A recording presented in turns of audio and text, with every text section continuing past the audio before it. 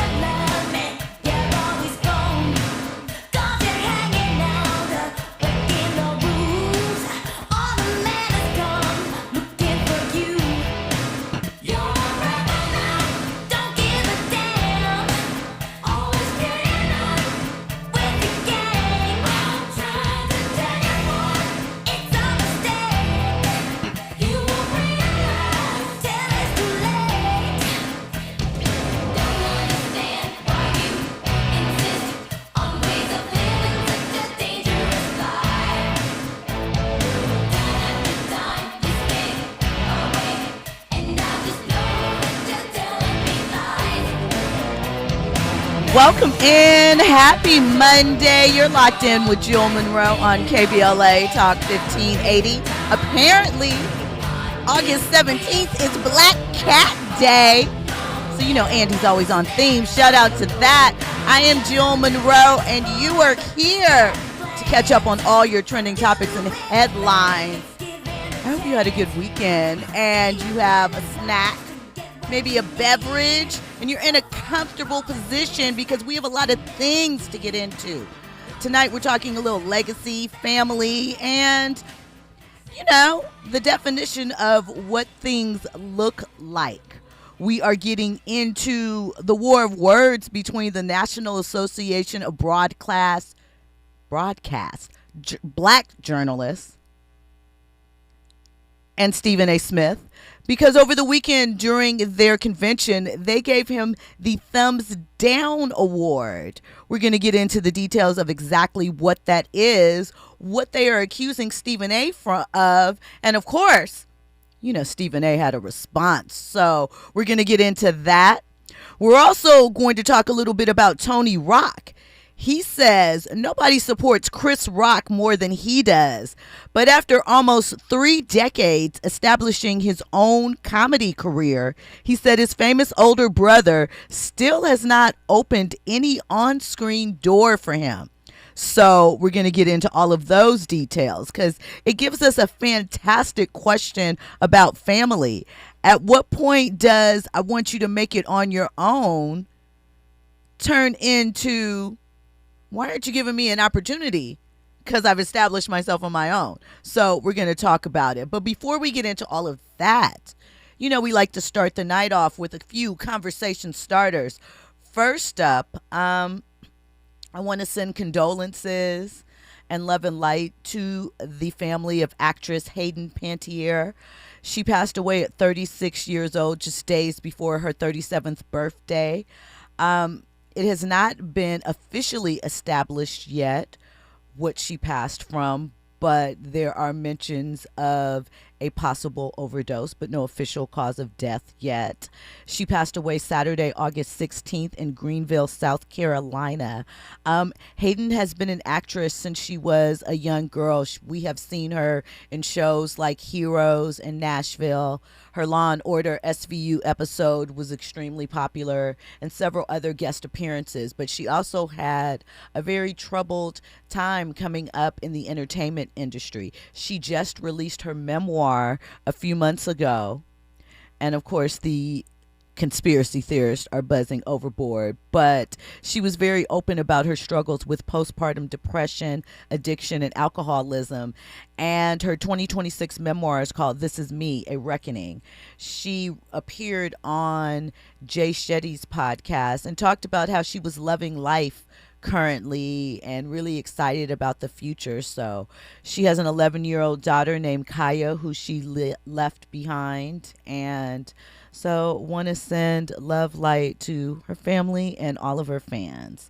So we will wait for the official cause of death, but it's such a shame losing someone who seemingly just started to reclaim their life on their own.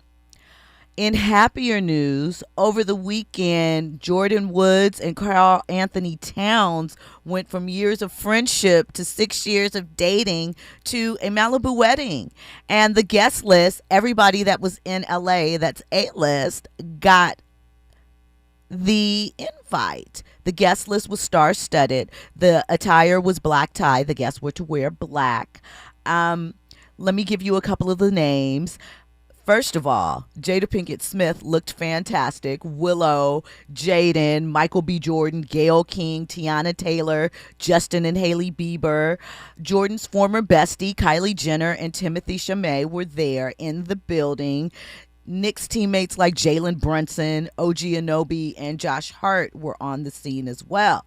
Now, everybody loves a glamorous payoff. We know that Jordan was cast out of the Kardashian mix a few years back when Tristan tried to hit on her and the information was leaked, and she said that they tried to do a smear campaign against her and take her down and take her out. Kylie really wasn't for it, and it was a whole thing. The Smiths got involved and stood up for her. That's Will and Jada. So, kudos to Jordan for living the dream, and it caps off a great year for Kat, winning the Knicks' first title since 1971, doing the thing. So, a beautiful thing. When we come forward, we're going to get into more trending topics and headlines.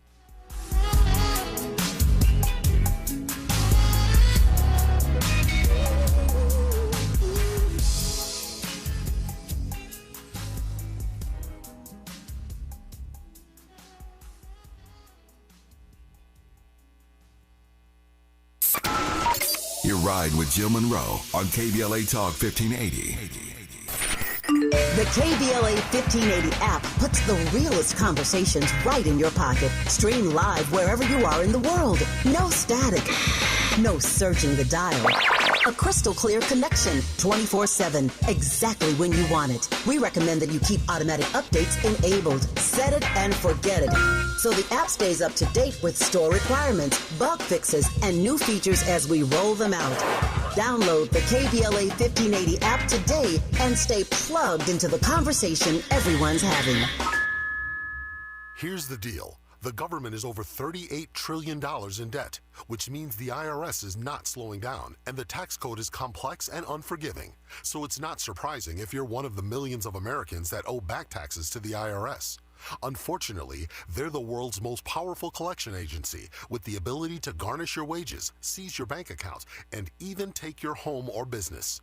But don't be stressed or worried any longer. We're Optima Tax Relief, America's most trusted tax resolution firm. We have resolved over $3 billion in tax debt for our clients. Our award-winning professionals deal with the IRS every single day, fighting to protect our clients' assets and secure them the best possible deal. For tax help you need, for tax help you can trust, give Optima a call today. Call 800-919-9077. 800-919-9077. 800-919-9077. Optima Tax Relief. Some restrictions apply. For complete details, please visit OptimaTaxRelief.com. Just in case you missed our Procrastination Crenshaw Town Hall. My name is Khalifa Bay. I am the founder of the South LA Bureau of Tourism and Trade. And how this is impacting me is that I can't promote it. I won't promote it. I hear a lot of talk about everybody. Accountability is responsibility. Change your vote. Change the vote. I know there's a lot of Democrats in this room, and I get all that, but if you keep doing the same thing over and over and over and expecting a different result, it ain't gonna happen. And it's not about Democrat, Republican, it's about getting what we need to get done. That's what it is for me, because this is deliberate. This of our communities, you look at Chicago, you look at all the black communities were built by us, we're in the same condition. So to me, it's by design.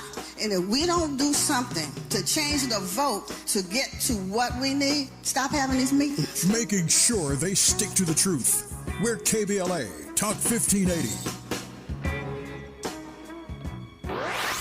Now back to more entertainment news with Jill Munroe on KBLA Talk 1580.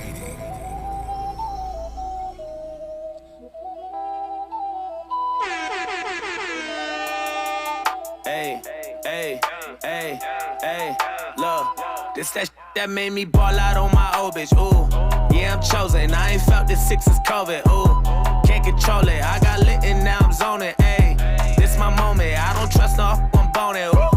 Maury Povich, I made a change, I had to be different, I hate when I'm stuck on the edge. I ain't got time to argue with I'd rather get money instead. Word of my folks, we used to be close, and now I'm just stuck in my head. I wanted a rose, but I like the ghost, if I'm making love to the dead, love to the dead. I gotta step to the podium, I run this like Napoleon. My smoking petroleum, back when the nigga had no DMs, I had to clean with the other custodians. Nobody with me, nobody noticed them, now I'm that they salty as sodium. From the bomb, I lit the plutonium, feet on the ground, I'm breaking linoleum. This is revenge, and all of you owe me when shorty my but she ain't the only one. Yeah, I'm a god, I know I'm the holy one. I do not smoke, but you gotta roll me when you gotta roll me when she got a twin, and I need the both of them. Streets can't hold me, we ain't not friends, so please don't bro me, come blow me. Pull up my Mamba, R.P. Kobe, that's my OG. Still no Grammy, but I got trophies, then I went OT.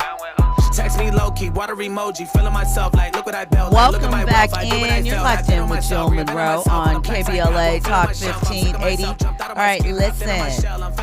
If at any point during this conversation you want to get in on it, 800-920-1580. You can also hit us up on social media, KBLA 1580. I'm at Stiletto Jill everywhere. Get into the YouTube chat with the VIPs.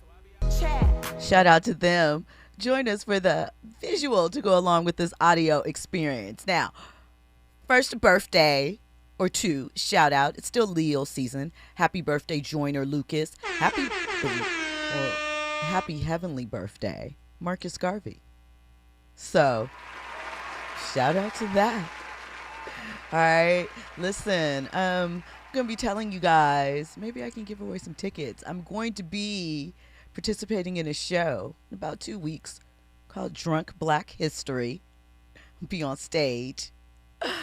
I'll give you the details later. What you gonna be doing? You gonna be acting? No, we're gonna be discussing Black history. Oh, so it's like a conversation. Inebriated. It's like a comedy show. Oh, so you guys are gonna be tipsy? Yeah. Talking Black history. What's your drink of choice? I have no idea. I don't know. Like, I'm not a big drinker. Oh, okay. So. Oh, you about to be let off a shot of champagne then. No champagne. I might have a headache the next day. So is this going to be like hot ones kind of sort of? You don't necessarily know the alcoholic beverage you guys are going to be sipping on while you guys are having a conversation? Or I think I'm actually unclear. I just know that there are libations involved, history, comedy, and conversation. I'm going to pray for you, Jill. So we'll see. All right, listen. Let's get into tonight's topic because it is one of those ones that has kind of been circling the drain of conversation for a while now about Stephen A. and some of his opinions, right? Let me be clear, get something on the record. I am a member of NABJ Los Angeles. I'm no longer a member of the national chapter, but I am a member of NABJ Los Angeles. So want to be upfront about that. All right. So let's get into what is going on because I feel as though people are split on this, and I'm here to explain to you why it's not a split. They had a point. All right, listen.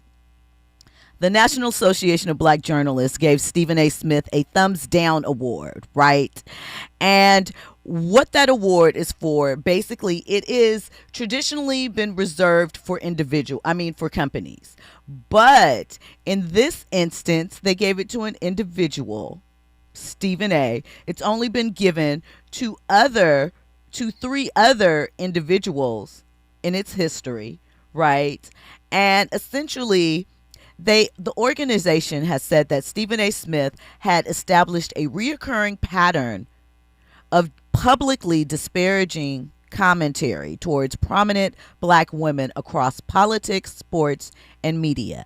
The NABJ stated that their concern is that this kind of commentary can reinforce harmful narratives, and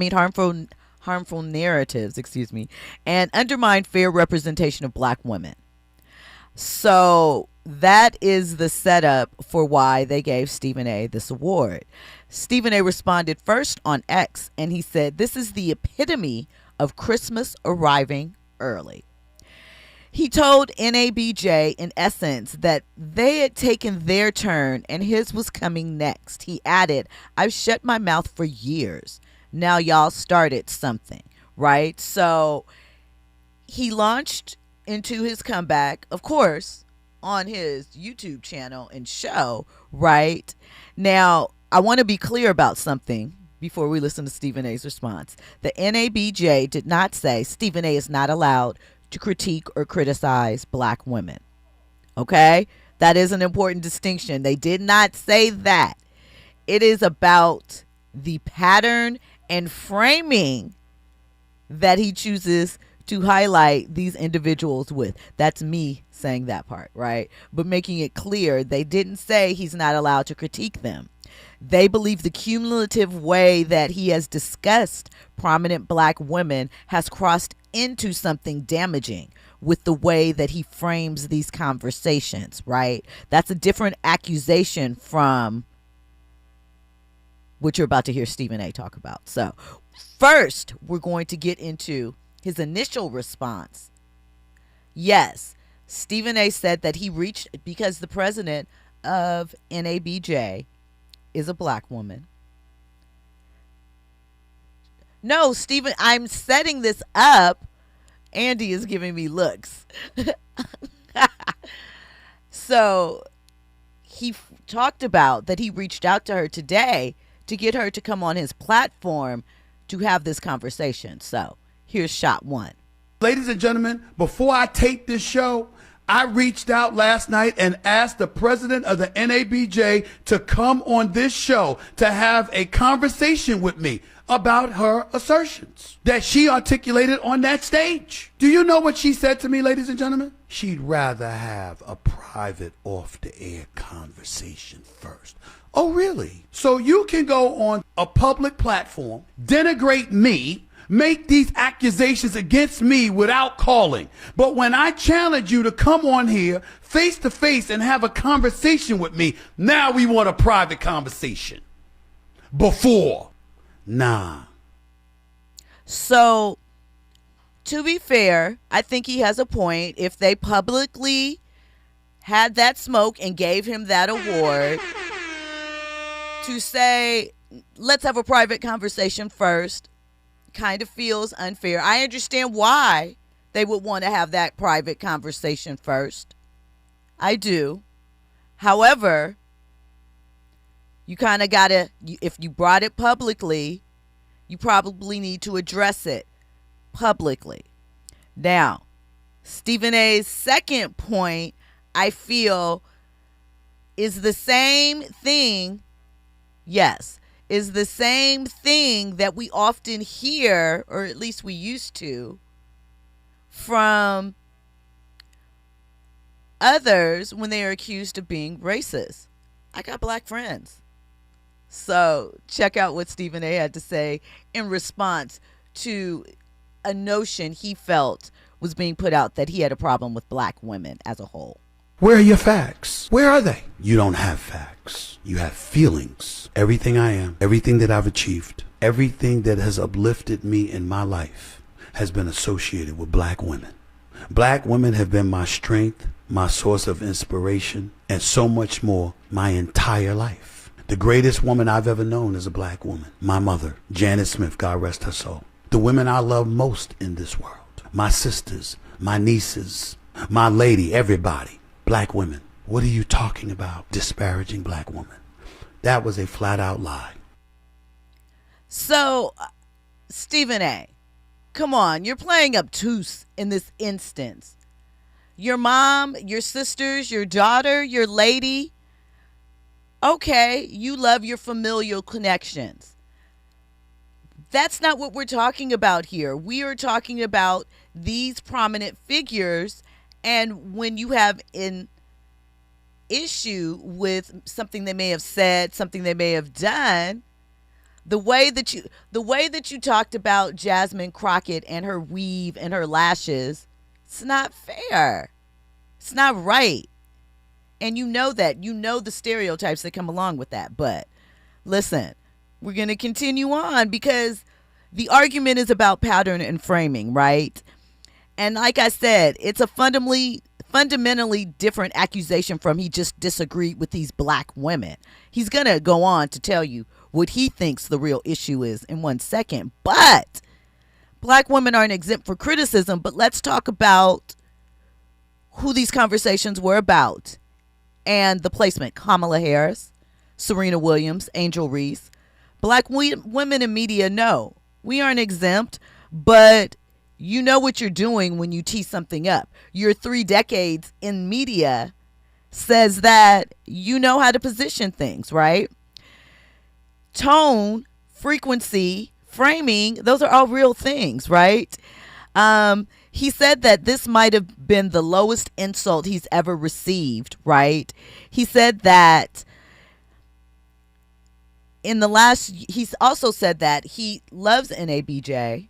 He has supported them over the years. He was one of the first, he said, to bring his live show taping to an NABJ conference. They honored him for his outstanding efforts in journalism. But this year, he's also critiqued, in addition to Serena and Kamala and Angel Reese, Carrie Champion, Jamel Hill. I mentioned Jasmine Crockett. He also had something to say about Michelle Obama. So I'll pull it up in a second, right? But is criticism factually defensible, right? Let's hear why he says he feels he's being targeted. This is not objectivity. This was a smear job, but it won't stop me. I don't want enemies, but I'm not here to be liked. I'm here to call things as I see them, which I've earned the right to do over a journalism career that now spans 33 years. I was good enough to celebrate and to bring on board when I was showing up there. And the second I'm not there, I get a thumbs down. And we throw out a very incendiary critique of me, accusing me of disparaging black women. When what you really meant to say is that I'm disparaging liberals because I happen to disagree with some of the things that the left is doing. People behind the scenes in the political stratosphere, in my opinion, influenced your decision to do what you did. If these so-called disparaging things I did were true, and I was saying it about black female conservatives, you wouldn't have said a word, which means it's not my credibility that's in question. It's yours, because a journalism organization ain't supposed to be doing that. So, listen, he thinks it's because he's targeting black liberal women. But my question is, do you have beef ever with black conservative women? Because once again, these women aren't above critique or being judged or having a differing opinion, not judged, but having a differing opinion about something they present. But you know the difference in tone, in respect. None of these, do you think that he would speak about a white woman's hair extensions, bad Botox, lip fillers? Would he speak about that when talking about their politics? Probably not, right? But he gets slick at the mouth when it comes to these black women. When we come forward, we'll get into more conversation. We have a call and we have a ton of VIPs with commentary in the chat. So we'll get into all of that.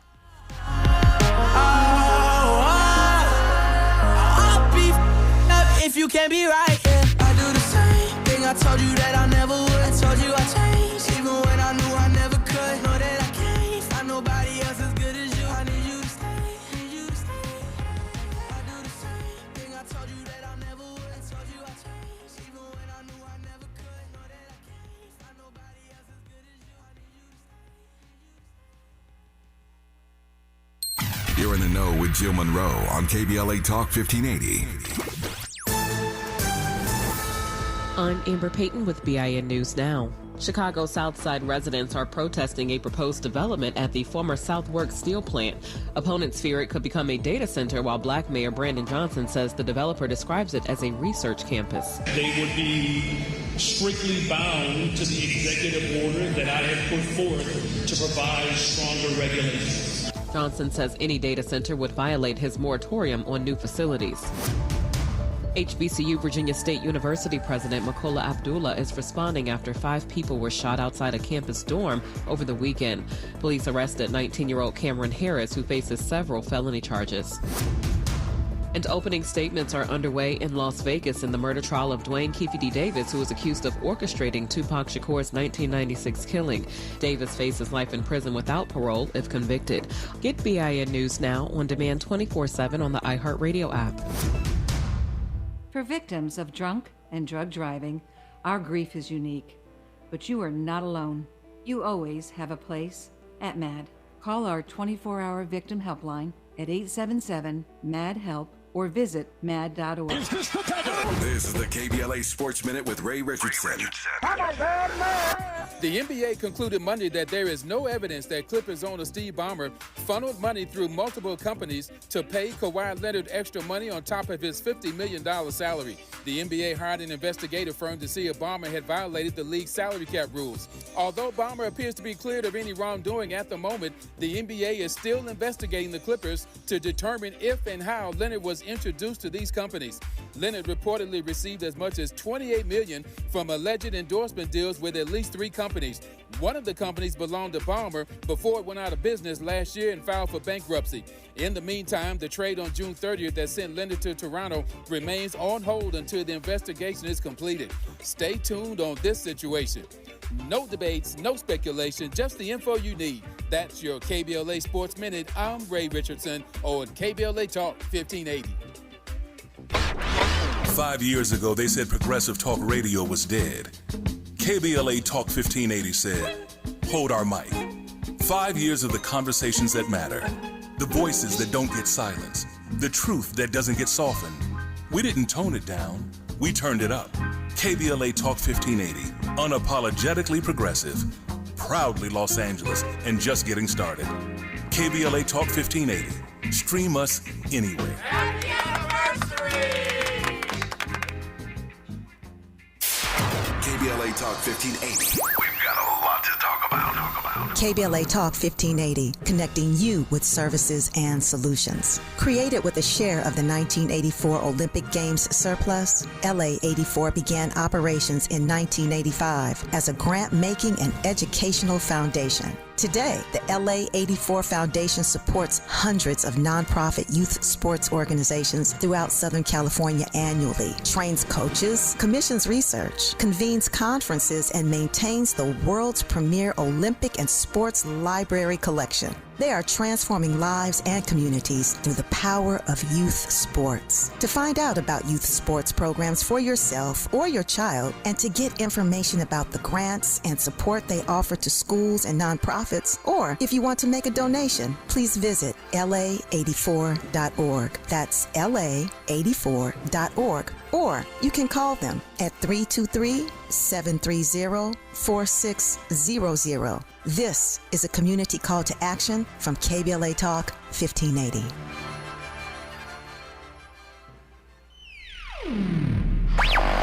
All I need is one mic. With a KBLA Talk 1580 editorial, I'm Deon Raymond, Justice Correspondent and host of the Justice Files. For years, LA City Councilman Curran Price has served his district. And for years, he's been under a legal cloud which, frankly, looks thinner every time it's tested in court. Last Friday, a Superior Court judge refused to throw out the corruption case against Price. That's true. But listen to what the judge actually said while doing it. Judge Larry Paul Fiddler called this not a great case. Not our words, his. Price's attorney, standing right there in the courtroom, said it plainly. In denying our motion, the court acknowledged that this is not a great case. We agree. Now, that's not a ringing endorsement of a prosecution. That's a judge saying, essentially, there's just enough here to send it to a jury. Barely. The ruling itself says nothing about guilt. It's not proof of wrongdoing. What it is a low bar, cleared by a thin margin, on evidence the court itself has called circumstantial. Councilman Price has pleaded not guilty. He denies the allegations. And after 3 terms representing his district, he's term limited and on his way out of office, regardless of how this case ends. Which raises a fair question. What exactly is served? By dragging a longtime champion for working families in South Los Angeles through a trial that even the presiding judge doesn't sound confident about. We're not saying elected officials should not be held accountable. They should. But accountability means something different from a prosecution that struggles to convince the very judge overseeing it. Curran Price deserves his day in court, and he deserves the presumption of innocence any one of us would want for ourselves or a loved one, especially when the bench itself has doubts. With a KBLA Talk 1580 editorial, I'm Deon Raymond, Justice Correspondent and host of the Justice Files. As always, we welcome your feedback. You're listening to Jill Munroe on KBLA Talk 1580.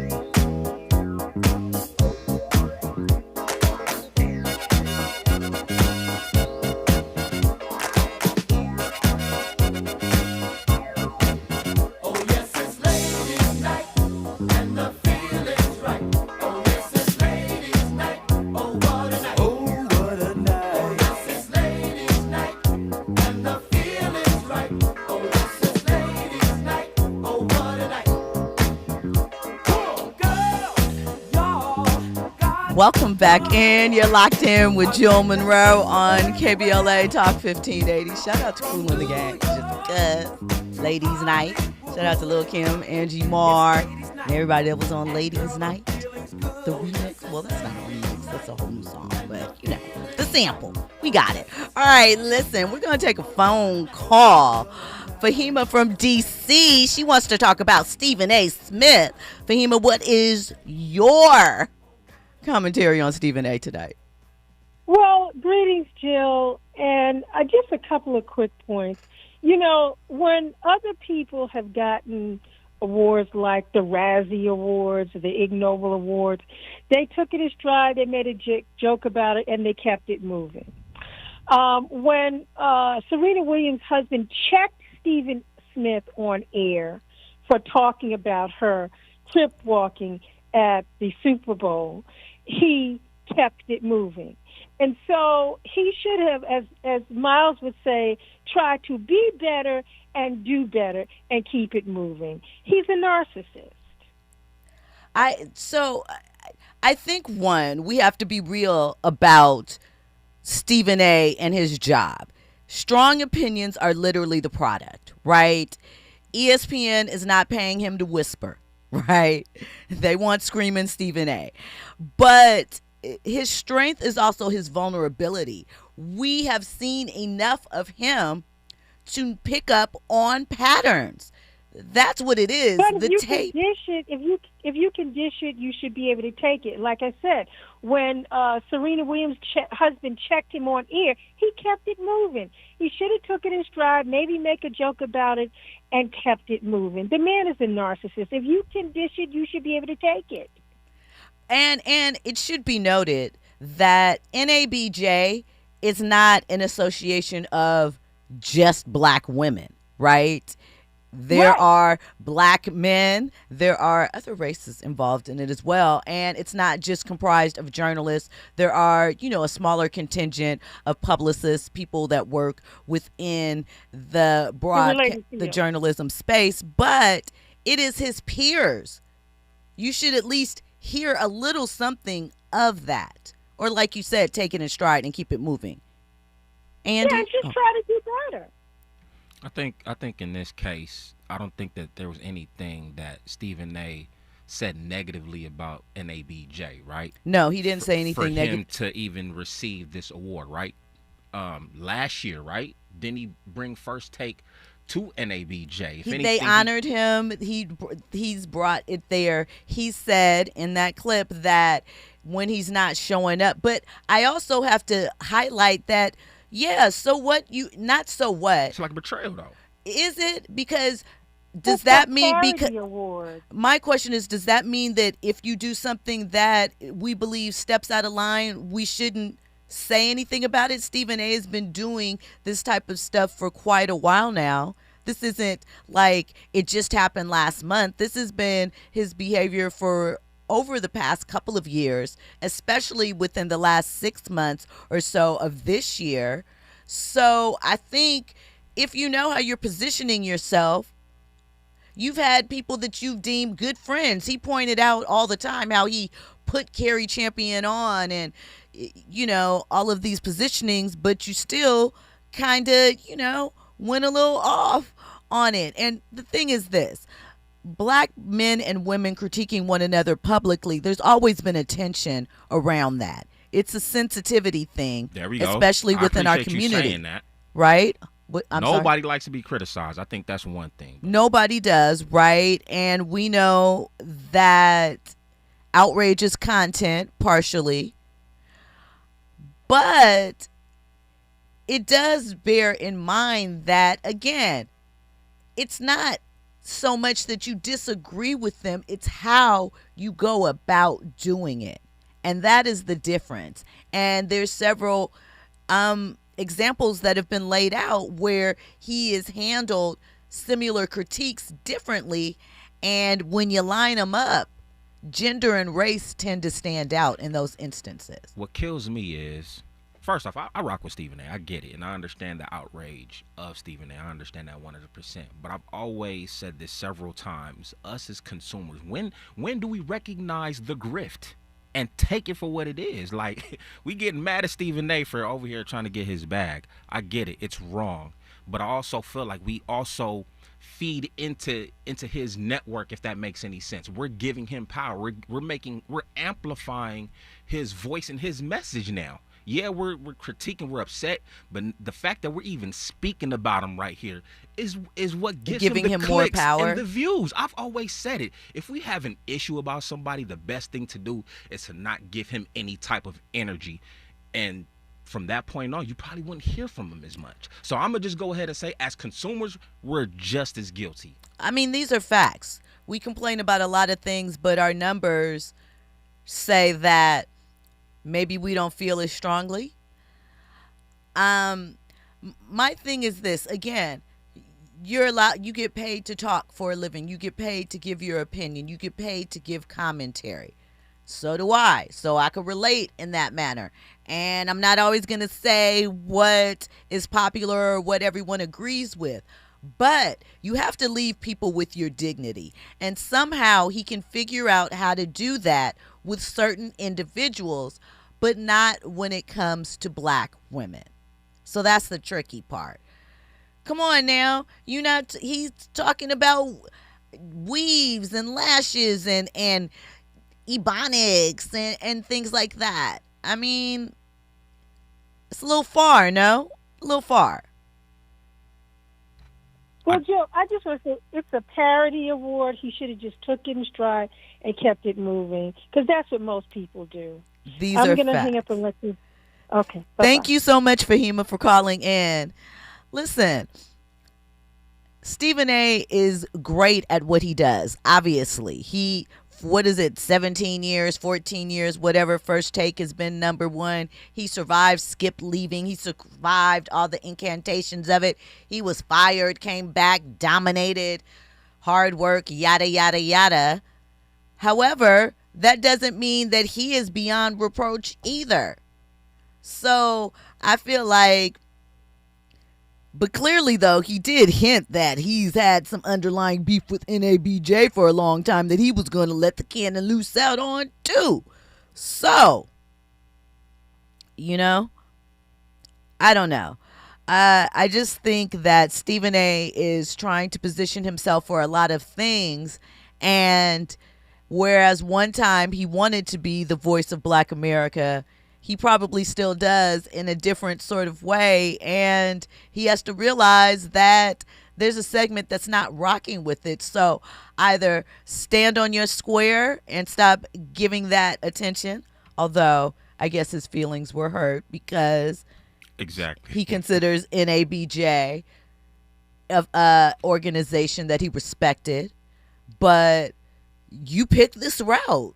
Yeah, I mean, it's no different than what T.O. had to say about him some years ago. Right. And he obviously was offended by that statement. So, if you're going to question, his love for blackness, yeah, he's going to defend himself in that regard. He's going to use, my black mother, my black sisters. I love them. So what are you guys talking about? So it is unfortunate. I think everybody's point of view they're all true when it comes to Stephen A. You know what I'm saying? I just know that he's a polarizing figure. And once again, I'm going to just stand on the fact that we continue to give him power. I feel like we talked about Stephen A. so much on this platform. We do. I mean, I don't mind it. You feel me? But we continue to give him power. We do. So. I mean, but his voice travels. So, I mean, to whom much is given, much is required, right? And listen, if NABJ's goal is accountability rather than punishment, then lay out the argument to him. State the examples, show the context and the receipts, and, see what happens after that. He said, though, he opened this statement saying he's always willing to hear things. He's open to learn and grow and do better. Yeah. So maybe he will take some of the criticism. I don't know if you tap into his politics page or whatnot. He be having conversations with, the liberals and the conservatives or whatnot. He has opposing figures come onto his platform and discuss. And a lot of the times I feel like he's there as somewhat as a referee or whatnot, but also open to different perspectives. You know what I'm saying? This is a man who's also trying to get his bag. So we'll see what happens come 2028. You know what I'm saying? Him, Nicki Minaj, all these. Come on, recognize the grift. I mean, we will see. And if Stephen A., on the converse side of that, if he believes the organization has behaved hypocritically towards the black community, then show that pattern. You called them out about journalism. Be a journalist and show it. So we'll see what happens with this. We know the conversation definitely isn't over. And I'll cover it when it comes back up if you guys want me to. All right, listen, we're going to switch gears. I had a deeper question, actually. Okay. Considering his position, right? Considering his position even as a black man, right? Because I'm seeing some of the comments basically saying that we know that if he ever made a comment like that towards a white woman, he would immediately, get fired, right? And we talk so much about representation. I guess my question is, and I don't even know if it could be answered, how do you manage, being authentic to yourself, representing your culture,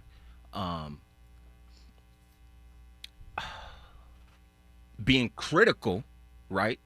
Being critical of your culture, so to speak, and not offend. I hope I answered that. No, I get what you said. I mean, here's the thing, right? I think that, one, sometimes your opinion is just going to rub people the wrong way.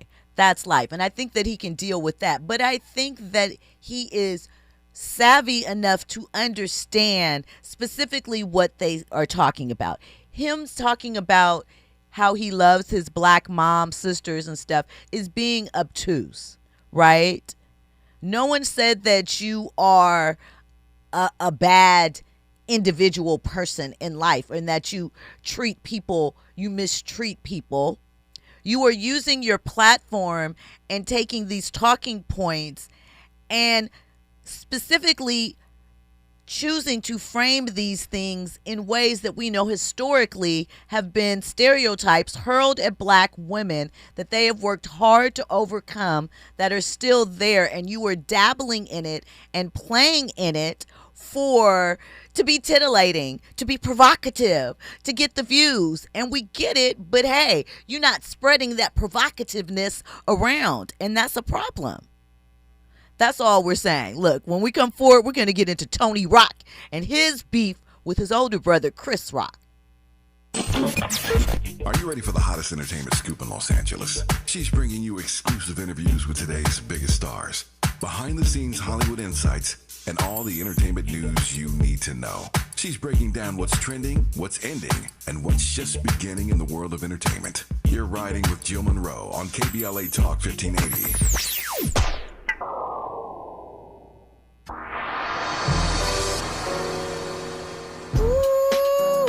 Fridays just got better. What's up? I'm Amanda Seals, and this is your invitation to come and sit with me. Yes, get seated as I do my thing on KBLA Talk 1580.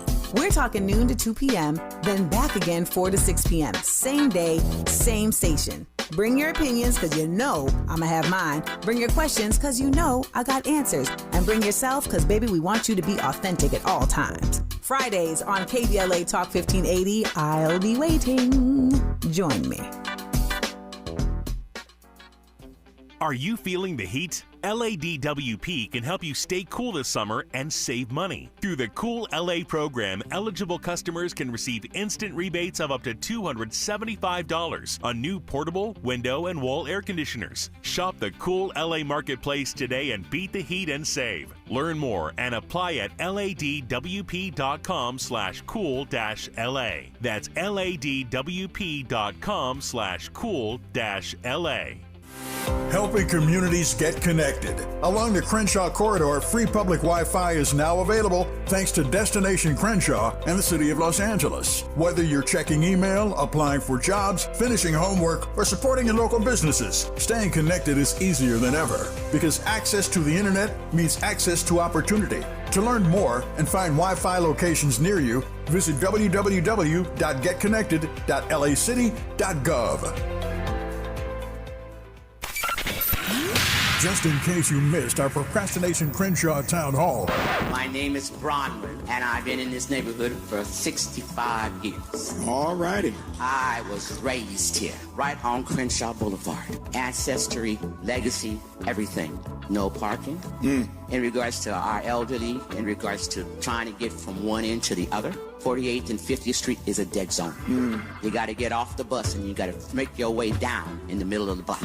I'm right across the street. I understand one of the things. I am happy to see you guys. I've been in too many meetings where you weren't there. I understand those who own the buildings and your properties. I understand those who rent from you. Here it is. Why can't we invest in each other? Making sure they follow through. We're KBLA, Talk 1580.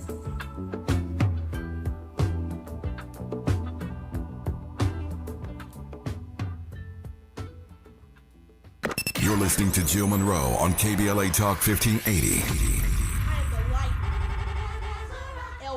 L-Y-T-E. I am the light. I am the light. L-Y-T. Do you understand the metaphoric phrase light as a rock? It's explaining how heavy the young lady is. You know what I'm saying, King? Yes, my brother. But I would consider light as a rock a simile because of the usage of the word as. And now, directly from the planet of Brooklyn, MC Light as a rock. Must I say it again? I said it before. Move out the way when I'm coming through the door. Me, heavy, as light as a rock. Guys, watch, even some of the girls pop. Step back, it ain't that type of party. No reply if you ain't somebody. Welcome back in. You're locked in with Jill Munroe. All right, listen. We're going to go from one issue of accountability inside a professional family, I should say, inside to accountability with an actual family. Tony Rock has spent 30 years proving that he is more than simply Chris Rock's little brother. But on a recent podcast, he said something remarkably vulnerable. Perhaps you've heard him discuss this before, but he's saying it again now in 2026. I want my brother to give me a shot.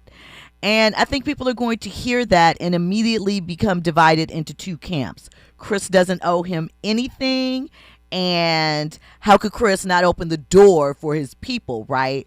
The truth is a little messier, I suppose, but I feel like Tony has laid out a careful case of why he should be considered. So let's hear what Tony had to say in a recent interview. He said that nobody is a bigger Chris Rock fan than he is, but he's still wondering why his superstar brother won't give him any screen time.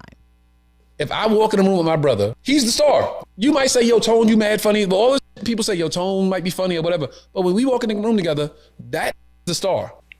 I can't be mad at how they see me standing next to him. Yeah. That's just how it is. So I purposely, when I got into business, was like, I don't want the same agency. I don't want the same management. I got to walk in the room and be my own star. Sometimes I really feel like my brother would rather I wasn't in this business. Only because of this. We grew up together, right? He was picked on. He was teased. He was bullied. Nobody with me. He would get in fights. I would go fight the guy that wanted to fight him. He would get his bike stolen. Me and Sherrod would jump on our bikes and go ride around and go get that back. The girls, Tone. My mother's like, yo, these girls are on Tony. I don't know what, this is our childhood. So then he starts doing this thing. Like he gets invited to this party and he's at the party and everybody's like, yo, Chris, I'm so happy you're here. And girls are coming over like, hey, you want a drink? And he's like, oh, they treating me the way I've always wanted to be treated at this party. And people are like, yo, have you met Chris? Agents and whoever, people in the know, celebrities are like, yo, Chris, come take a picture. And he's sitting there, he sits down and he takes a sigh of relief. Like, finally. It's my turn. Finally, I'm at a party where they acknowledge the kid, you know what I'm saying? And then you walk in. Then there's a commotion in the other room. There's a in the other room. And all the girls are running to the room and people are getting up and going, and he's like, what the is going on in that room? Yeah. And he walks in that room and I'm standing in the middle of the room like, yeah, so then I told him, you know, and everybody's like, oh, he sits there and goes, yeah, he's at the party. Not that I don't love him, but I was at the party having such a good time and he came into the party. And I know that's going to change everything because I know this I grew up with him my whole life. I know how cool he is. I know how funny he is. I've been telling y'all how funny and cool and wonderful he is. You know what I'm saying? Now he's at the party with me. I could be wrong. But I feel like sometimes it's like, I would rather he wasn't here sometimes. Have you had a conversation with him? Say, hey man, tell me how you feel. That's the conversation I need to have, yes. That's long overdue. This business is never gonna affect how I love my brother. Yeah. Never. There will never be a yes or a no that will change how I feel about him. I'm his biggest fan. I don't care what nobody say. You could know all the specials back and forth. Nobody is a bigger fan of Chris Rock than Tony Rock. Mm-hmm. Nobody. I cannot wait for the day that he says, yo, let's go on tour. Not, hey, I'm on tour, come and do Brooklyn. I'm on tour, come and do Houston. Yo, we're going out for 30 cities. I cannot wait. It is a dream beyond a dream of mine. Mm-hmm. I am putting all this work in with the hopes that one day he'll just go, oh, he really doing it. More than what I want you to do for me, there's things that I want to do with you. Right. That's such a great line. I don't want anything from him. I want to do stuff with you. Yeah. Yo, you one of my favorite people in the world. I just want to hang out with you, bro.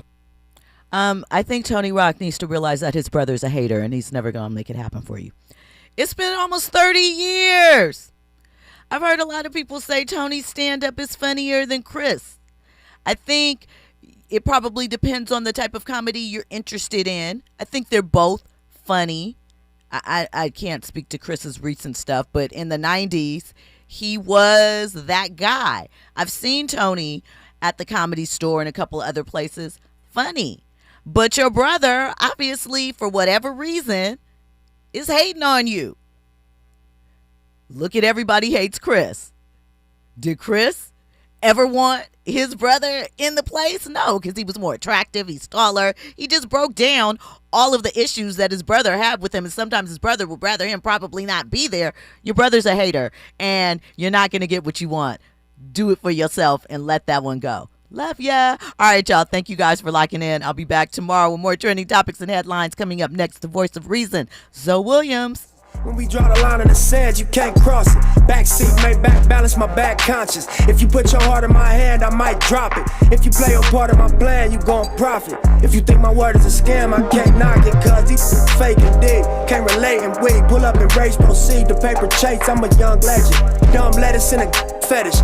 Rainy days, I got Rolls Royce umbrellas, run tell it. 7 digits from a young fella. Still remember every mission on this vendetta. Gotta love the transition of a trendsetter. With me these fake, them people been jealous. Girl, I can change your whole life to the bright light.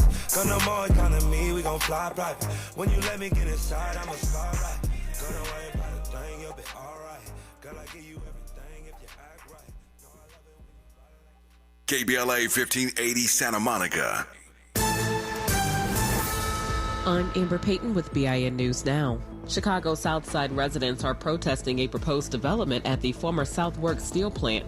Opponents fear it could become a data center, while Black Mayor Brandon Johnson says the